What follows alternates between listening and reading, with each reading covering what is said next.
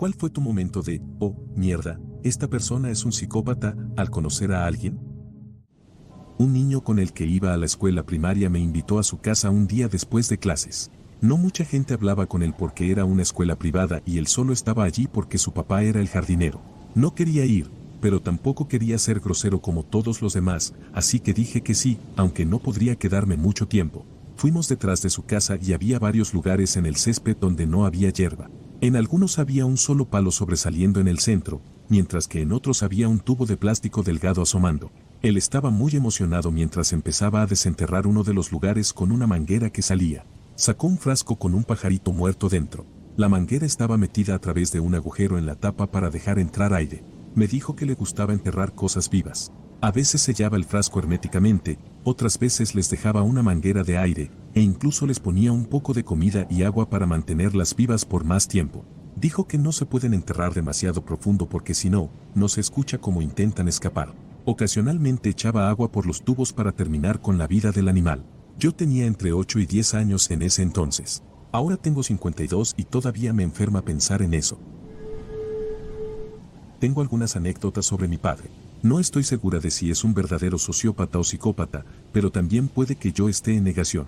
Mi madre me contó que una vez estaba viendo un documental de crímenes en la televisión, no recuerda de quién se trataba ni ningún detalle, excepto que era un sociópata diagnosticado que se convirtió en asesino en serie, así que podría ser literalmente cualquiera. El programa describía en detalle cuáles eran sus rasgos: baja o total falta de empatía, comportamiento impulsivo, deseo de controlar a los demás, etc. Mi padre estaba en la bañera, pero lo suficientemente cerca para escuchar la televisión. Dijo calmadamente: vaya, eso suena como yo, de manera muy casual, y no añadió nada más. Nunca más volvieron a reproducirse programas de crímenes o documentales en nuestra televisión después de eso. Recuerdo que yo era adolescente durante uno de los años de elecciones presidenciales. Teníamos puntos de vista similares hasta esa elección específica, cuando él cambió radicalmente de opinión, así que le pregunté por qué apoyaba a ese candidato. Dijo que le gustaba lo que hacía por la economía. Entonces le respondí, siendo aún joven e ingenua, que muchas fuentes indicaban que ese candidato era responsable de muchas muertes de ciudadanos estadounidenses. Él dijo: ¿por qué debería importarme eso? No somos nosotros los que morimos. Él admitió no permitir que nuestra familia se divirtiera nunca, en absoluto, porque le molestaba ver a la gente feliz, incluyendo a su esposa e hijos. Raramente fuimos de vacaciones de verdad, tal vez 2 veces, y él se esforzaba mucho para asegurarse de que la pasáramos mal, y cualquier otro viaje era para beneficiarlo a él. No tuvo reparos en gastar toda la herencia de mi madre, que había recibido de su padre, en cosas personales, la mayoría de las cuales nunca fueron utilizadas. Se jactaba de haber atacado a personas discapacitadas cuando era adolescente y de haberlo disfrutado. Hacía que mis hermanos y yo lloráramos a propósito y se reía de nosotros. Esto duró desde la primaria hasta más o menos 7º grado, hasta que dejó de funcionar con nosotros. Culpó a mi madre de mi intento de quitarme mi vida porque ella pasaba tiempo sola. Me dijo que el hecho de que yo tuviera pensamientos de autolesión solo podía significar que no lo amaba. Mi madre recuerda vagamente que uno de mis hermanos era un bebé y mi abuela, su madre, le preguntó si pensaba que nosotros podíamos sentir amor o empatía. Hay muchas cosas pequeñas que hizo, que en combinación con estos momentos descarados y despreocupados, son profundamente perturbadoras cuando las veo en retrospectiva. Cosas que parecían normales de un padre, ciertas bromas, comentarios que hacía, y que ahora me hacen cuestionarlo todo. Esta historia me enfurece. Una vez, un amigo vino de visita y trajo a un nuevo amigo con él. Parecía un buen tipo, era callado y reservado. Yo era una mujer joven, soltera, y en ese momento creo que era demasiado confiada con la gente. Entonces, mi amigo menciona que este chico acababa de salir de prisión. Le pregunto por qué había estado preso. Luego procede a contarme que él y sus amigos habían seguido a una joven a un parque local y la atacaron con cosas punzocortantes que encontraron en el suelo. A cada uno les dieron sentencias extremadamente largas, y la de él fue de 12 años. Lo que hizo todo aún peor fue que termina la historia diciendo que ella decidió terminar con su vida porque no podía vivir con lo que le hicieron. No hace falta decir que a él nunca más se le permitió estar cerca de mi casa, y tuve una conversación muy seria con mi supuesto amigo. Para aclarar respecto al amigo, me deshice de él rápidamente, pero me sentí insegura y tuve que hacerlo de forma gradual. El hecho de que se hubiera asociado con alguien tan despreciable y que yo fuera una joven viviendo sola en ese momento, fue la razón por la que solo recibió una charla seria. Yo, mujer de 20, estaba saliendo con este chico de 23 desde hacía unos meses, y nos estábamos llevando muy bien, luego ambos terminamos teniendo que mudarnos por nuestros trabajos casi al mismo tiempo. Él quería intentar una relación a distancia, así que lo hacemos. Hablamos casi todos los días y vemos películas juntos en nuestro tiempo libre. Las diferencias de horario lo complicaban un poco, pero no era tan grave. Un día, de la nada, me dice que ya no quiere estar juntos. Me quedé como, wow, ok, un poco sorprendida, pero bueno. Así que comienzo a retomar mi vida normal, saliendo con amigos, lo típico después de una ruptura. Al cabo de un mes, él suplica, pero absolutamente suplica de forma insistente que volvamos. Al estilo de película, me envía flores al trabajo, cartas escritas a mano casi todos los días desde miles de kilómetros de distancia, e incluso me compra un boleto para volar a verlo. Así que pensé, bueno, iré a ver qué tiene que decir. En el peor de los casos, solo vuelo de regreso. Me conseguí un boleto para 2 días después porque pensé que si estaba siendo un idiota, podría regresar rápido. Me recoge en el aeropuerto y básicamente está como solía ser, diciéndome que me extrañaba y que se arrepintió tan pronto como pasó, y que fue el mayor error de su vida, lo típico. Así que nos quedamos con su familia porque él dice, oh, por favor, no te quedes en un hotel, ya me sentí bastante mal por todo el mes, quédate conmigo, y yo pensé, bueno, una habitación gratis supongo. Todo estaba completamente bien los primeros días y luego recibo una alerta en mi teléfono, y es una advertencia de huracán diciendo que mi vuelo se retrasa 4 días más. Yo pensé, demonios, necesito volver al trabajo. Solo había pedido como 3 días. Cuando él vuelve a la casa del trabajo, le cuento y él dice, oh, lo sé, ya empezamos a poner tablas en las ventanas. Me asusté un poco, pero no demasiado porque supongo que eso es normal para huracanes grandes. Así que a la mañana siguiente, me sacude para despertarme y me dice que vaya a la sala de estar. Cuando llego, está él, sus 2 hermanos, su hermana, su mamá y su papá, personas que solo he conocido en esta ocasión, y él tiene una carpeta binder a mano. Me hacen sentarme y cada uno de ellos lee una página de la carpeta sobre por qué no deberíamos estar juntos y por qué necesito seguir adelante, y él termina conmigo, en la casa de sus padres, frente a sus hermanos, en medio de un apagón por el huracán. Luego, debido al huracán, me quedé atrapada allí 4 días más con estos locos. Probablemente no es la persona más psicópata que he conocido, pero esta historia sigue siendo tan extraña para mí que tenía que compartirla. He sido profesor de escuela pública durante una década. Solo me he asustado de un estudiante. Para empezar, esto fue en mis primeros años de enseñanza. Este estudiante era casi un mito en mi escuela. Yo enseñaba en una escuela alternativa para estudiantes que habían sido expulsados de todas las demás escuelas, pero en general, mis alumnos eran tranquilos. No eran buenos estudiantes, pero si los tratabas a su nivel, las cosas solían ir bien. La excepción era este chico al que llamaremos JT. JT era un estudiante de segundo año cuando lo conocí, aunque en ese momento no le enseñaba directamente, pero vaya si escuchaba sobre él. De alguna manera, su madre logró manipular el sistema de papeleo y educación lo suficiente como para que este chico fuera intocable. Una vez él literalmente empujó a una maestra embarazada de 8 meses y volvió 2 semanas después. Podía atacar a otro estudiante en la cara y regresar 2 días después, y por eso era un problema enorme. El primer descubrimiento aterrador para mí fue que su madre decía abiertamente que no quería tenerlo en casa porque le tenía miedo. Y tenía una buena razón. JT, cuando era un niño pequeño, intentó desvivir a su familia incendiando la casa, tratando específicamente de acabar con la vida de su hermano. Su hermano sobrevivió, aunque, de alguna manera, eso no le impidió apoyar a su hermano casi asesino. JT era despiadado, pero medía alrededor de 1,62 metros y su hermano, que parecía Freddy Krueger por las cicatrices del incendio, medía más de 1,80 metros y era mucho más fuerte físicamente. Finalmente tuve el placer de enseñar a JT en su último año. Tenía aproximadamente 10 créditos de calificación, todos de educación física, y no estaba ni cerca de graduarse. Mi primera observación fue que este era el único chico que he conocido que simplemente no tenía ningún tipo de sentimiento detrás de los ojos. Era como un tiburón, nunca sonreía ni se reía a menos que alguien se lastimara. Cruel por el simple placer de serlo. Un día, JT no apareció, lo cual, francamente, era raro. Se sabía que estaba vendiendo drogas en la escuela y le iba bien, y solo tenía que evitar a un policía. Al día siguiente, supimos por qué no estaba. JT había quitado la vida a un chico. Usó un arma con él solo por $12 y un poco de marihuana. Su abogado intentó reducir su sentencia argumentando que técnicamente era su primera ofensa, ya que todo lo anterior había sucedido cuando era niño. Le dieron de 25 años a cadena perpetua. Contraté a una mujer como coordinadora de proyectos, y pasó los primeros 2 días hablando sin parar, conmigo o consigo misma, sobre un patito que había criado desde que era un huevo cuando era niña. Su padre le dijo que tenía que dejarlo volver a la naturaleza, pero ella se negó a soltarlo y lo apretó tan fuerte que lo desvivió. Luego, de alguna manera, le consiguieron un cerdito como mascota para compensar, con el que desarrolló un vínculo muy fuerte, y en su cumpleaños número 16, su familia lo sacrificó y lo sirvió en la fiesta. Fue algo traumático, lo entiendo.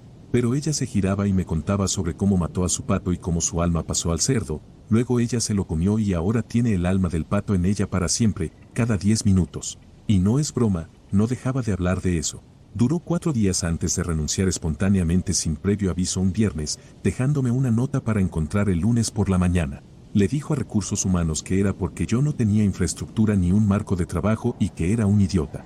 Esto lo habíamos discutido muy claramente en cada paso del proceso de entrevista y la habíamos contratado específicamente para construir la infraestructura y el marco de trabajo. Ella construyó la infraestructura en los 4 días que estuvo allí. Aún la usamos hasta el día de hoy. Mis amigos y yo conocimos a este tipo y a su novia en un club, y me sorprendieron tanto sus ojos que le comenté a mi amigo, ¿es un psicópata? Eran muy intensos, oscuros y casi inquietantes, como los ojos de un tiburón.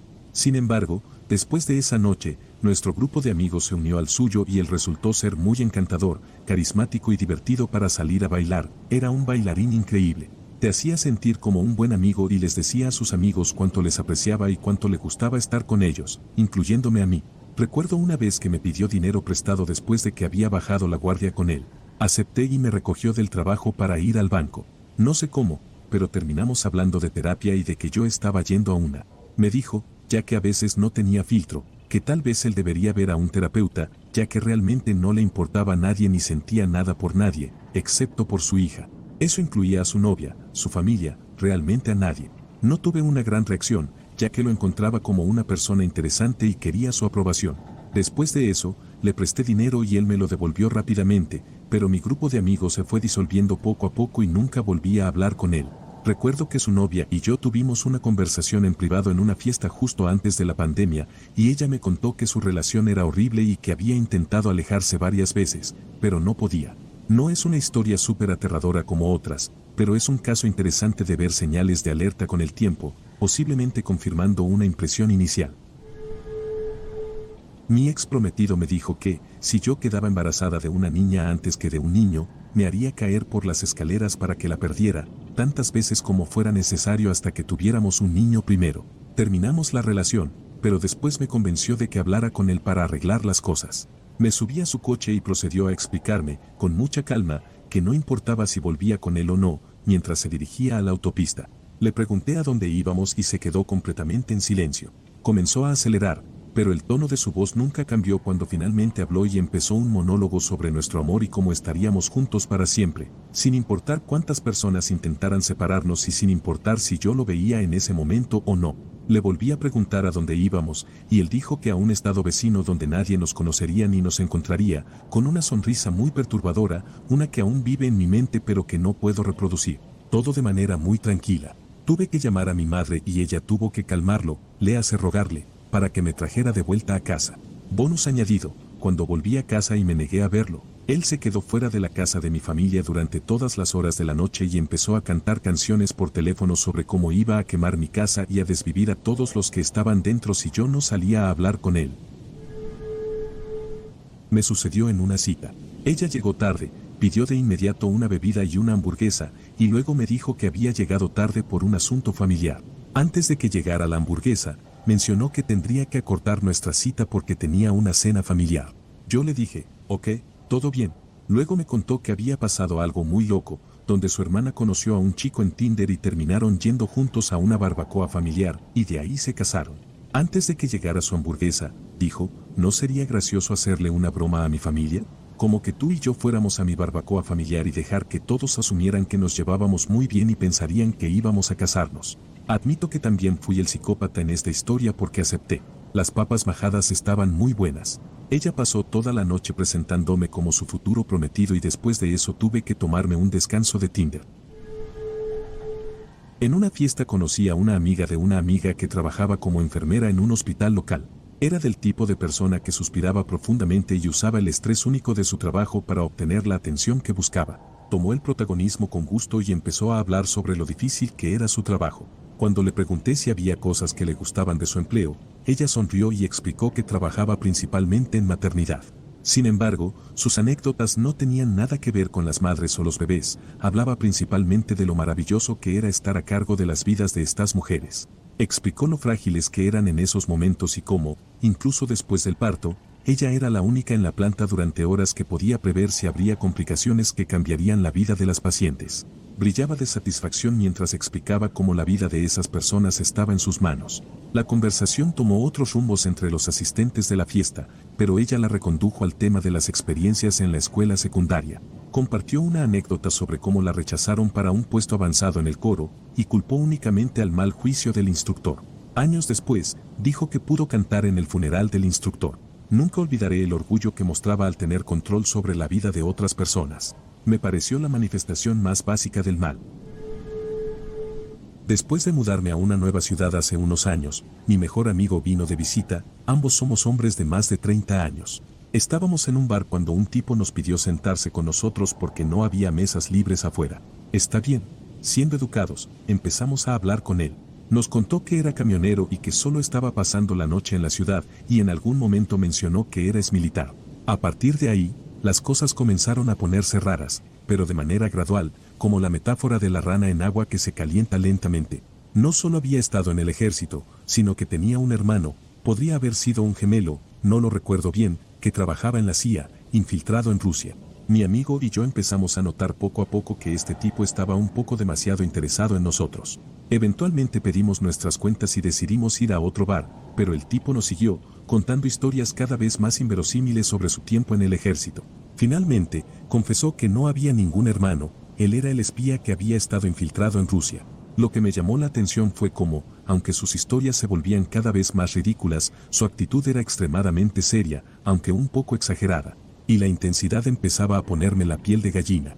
No solo eso, sino que comenzó a buscar peleas con otras personas en el bar, siendo deliberadamente beligerante. Con el tiempo, empezó a irradiar un aire amenazante que no era evidente cuando comenzamos a hablar con él.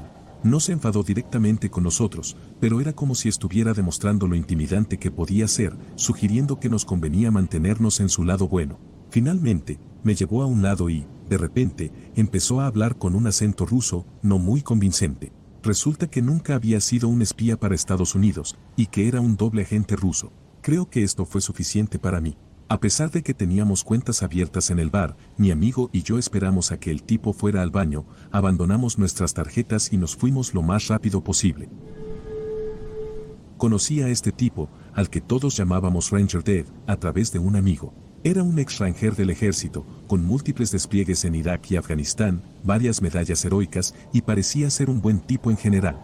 Lo conocía de manera casual, nos cruzábamos de vez en cuando. Lo veía pasar en su auto o me lo encontraba en la tienda de comestibles, en la cafetería, etc.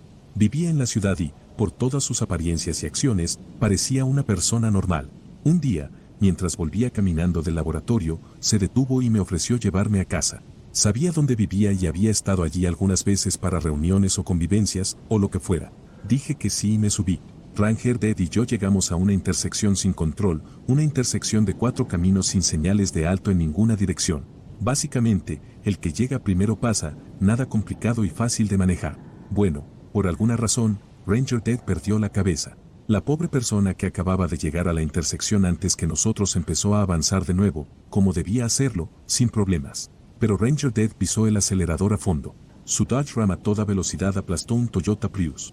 Fácilmente de 0 a 72 kilómetros por hora en menos de un segundo, un choque de lleno. Básicamente perdió la cabeza. Gritando, con las venas del cuello hinchadas, como un monstruo. Me golpeé la cabeza contra el parabrisas y me abrí la frente. Y recuerda que acababa de subirme a la camioneta y no había tenido tiempo de ponerme el cinturón. Aturdido, me fui de allí después de asegurarme de que el idiota no hubiera herido o desvivido a la pobre anciana que no tenía idea de lo que acababa de suceder. Le di mi información, le dije que me acababa de subir a la camioneta segundos antes para un rápido viaje a casa. Luego llamé a la policía. Él se fue, escapó de ahí. Seguí viéndolo por ahí, pero que se joda. Estuve saliendo casualmente con un chico durante aproximadamente 5 meses.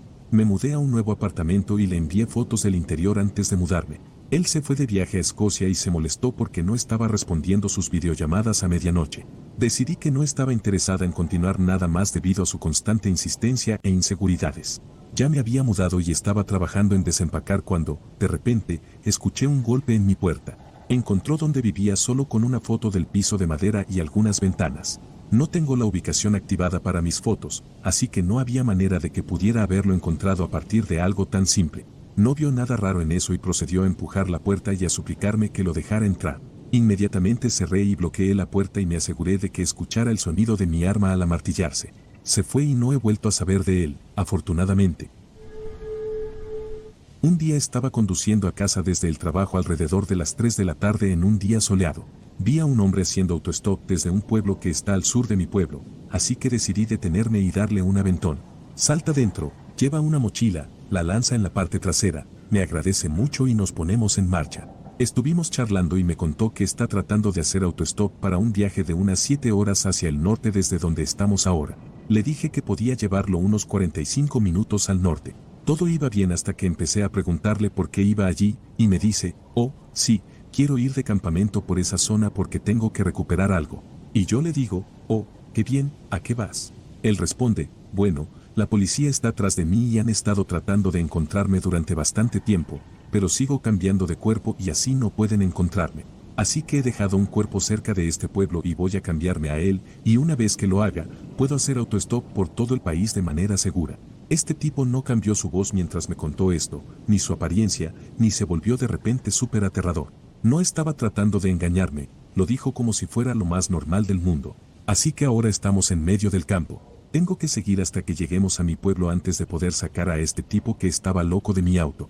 Normalmente habría pasado por el pueblo y lo habría dejado al otro lado, pero entré justo en el centro y le dije, lo siento, tengo que entrar a esta tienda, tendrás que bajarte aquí. Entré a la tienda y esperé a que se alejara. Afortunadamente, no me mató ni tomó mi cuerpo, ¿o sí? Paseo a mi perro a la misma hora todos los días, así que tiendes a encontrarte con las mismas personas, rutinas y todo eso. Veo a una mujer con un perro boyero de Berna con una correa de soga. No la había visto antes y el perro es al menos el doble de su tamaño, así que estoy un poco cauteloso sobre abrir la puerta del parque. Me convenzo de que todo está bien, de que ella puede controlarlo y de que solo estoy siendo innecesariamente ansioso. Al abrir la puerta y pasar con mi Jack Russell, veo como el perro de ella corre hacia nosotros ladrando, y la mujer que lo sostiene es arrastrada y cae sobre su hombro con un fuerte gemido.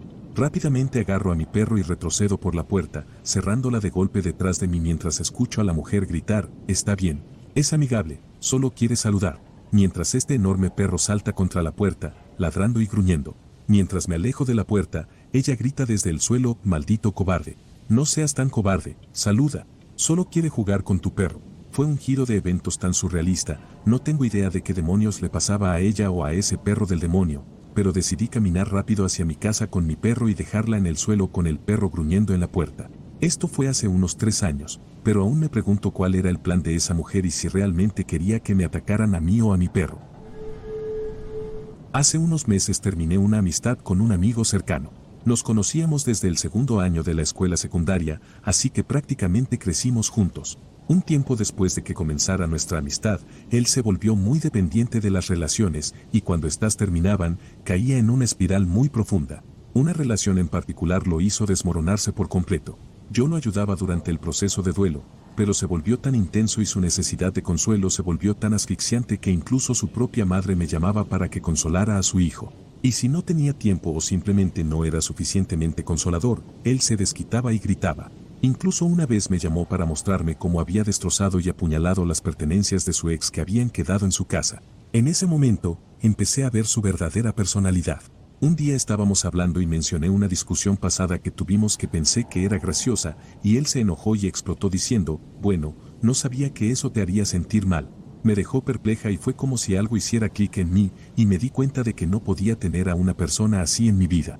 Pasaron los meses y una amiga que es amiga de él se acercó a mí. Ella terminó contándome que tenía un informe policial y que había sido reportado a su universidad por difundir material inapropiado de su ex. Fue un shock porque no tenía idea de que había salido con una chica que no era mayor de edad, y fue entonces cuando me di cuenta, oh, mierda, es un psicópata. La hermana de mi mejor amiga había conocido recientemente a un nuevo hombre. Era el tipo de mujer que tenía un pésimo gusto para los hombres. Había dejado una relación con un hombre maravilloso con quien tuvo a su primer hijo. Se separaron justo cuando ella dio a luz. Conoció a este hombre cuando su hijo tenía 6 meses. Yo era muy cercano a esta familia. Todos hablaban maravillas de este hombre, de lo bien que la trataba a ella y a su hijo. Querían que lo conociera. He tenido una vida difícil y he conocido a muchas personas. Mi abuela solía decir, si nunca has conocido al mal, considérate afortunado. Conocerás a muchas personas en la vida y siempre confía en tu instinto. Si alguna vez conoces al mal, lo sabrás. Nunca entendí lo que quería decir hasta el día que conocí a este hombre. La hermana de mi mejor amiga pasó por la casa de su otra hermana, donde estábamos. Me llamaron para que fuera a saludar y para conocer al nuevo novio. Cuando llegué, lo presentaron y le di la mano. Intentaré describir la sensación lo mejor que pueda. En el momento en que le di la mano y lo miré a los ojos, me sentí casi enfermo. Una oleada de pavor, pánico y la sensación urgente de querer alejarme de él, todo a la vez. Su sonrisa, sus palabras y su amabilidad excesiva no coincidían con los ojos fríos y oscuros que me miraban. Dijo muy poco sobre sí mismo, sin importar las preguntas que le hacía. Desviaba las respuestas y respondía a una pregunta con otra. Después de que se fue, mi mejor amiga me preguntó qué me había parecido. Respondí, ¿de verdad quieres saber? Le dije, parece agradable, casi demasiado agradable y perfecto. De hecho, si realmente quieres saber, siento que algo no está bien y siento como si hubiera conocido al diablo disfrazado. Mi amiga me dijo, ¿sacaste todo eso solo con conocerlo? Le aseguré que solo era mi opinión y que no podía explicar por qué mi instinto me decía que ese hombre era malvado. 2 meses después, ese hombre le quitó la vida al hijo de 8 meses de ella. Estaba enfadado con la hermana de mi amiga porque había llevado a su hijo a ver a su papá y a tomarse fotos navideñas con su ex y la familia de él para su tarjeta de Navidad. Estaba furioso porque la abuela del bebé le pidió que estuviera en una de las fotos familiares. Se deshizo de un bebé de 8 meses para herirla porque estaba celoso de la relación que ella tenía con su hijo y porque ella coparentaba.